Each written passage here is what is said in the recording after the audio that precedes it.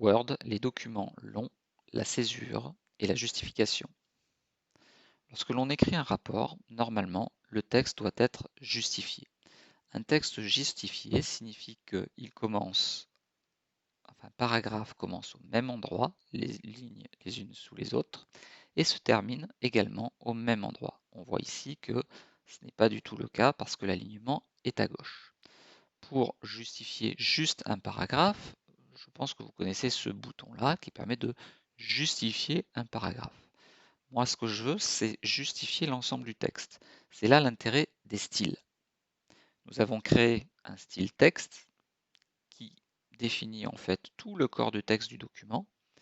Nous allons donc dire que ce style texte doit être justifié.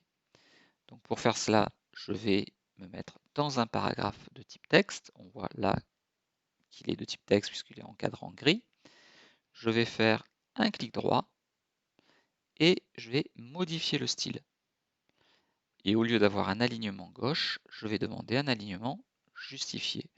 On voit ici que le texte maintenant s'aligne à gauche bien l'un sous l'autre et ici à droite également. Donc si je fais OK, l'intégralité de mon texte va être justifiée. Donc mon rapport est à présent bien présenté.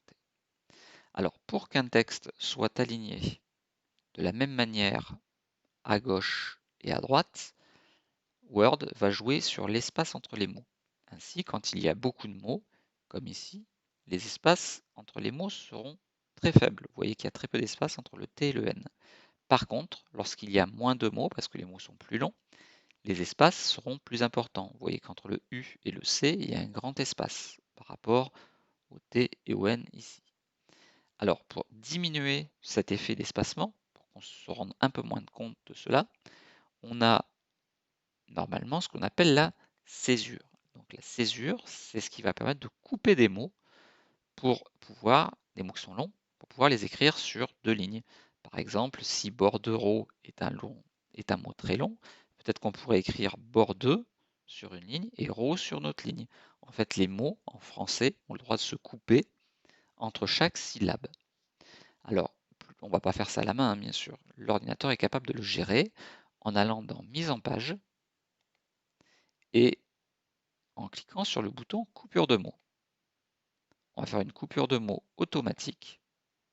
Et là, l'ordinateur va chercher tous les mots un petit peu trop longs et les couper pour réduire l'espace entre les mots. Vous voyez que là, en fait, on a l'impression que tous les espaces entre les mots sont à peu près identiques. Alors, si on regarde bien, vous voyez que là, alter investissement, eh bien, il a mis investisse sur une ligne, un tiret, aimant plus bas. Si je descends, alors on va essayer de trouver un autre mot un petit peu long. Voilà, ici, appel téléphonique, il a mis téléphone sur une ligne et nick sur une autre. Donc nous avons à présent un texte justifié et avec une césure, avec la coupure de mots lorsque les mots sont trop longs. Si je remonte un petit peu plus haut, on voit que Alter Investissement est sur deux lignes.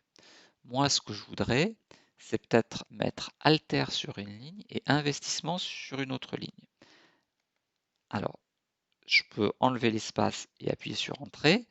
Ça va me créer deux paragraphes, sauf que les paragraphes vont être très espacés les uns des autres. Donc, ce n'est pas tout à fait ce que je veux faire.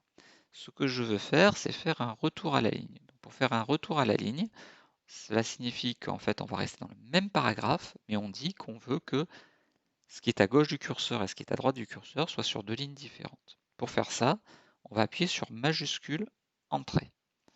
Et ainsi, j'ai Alter Investissement qui apparaît sur deux lignes, le caractère non imprimable et cette espèce de petit retour entrée.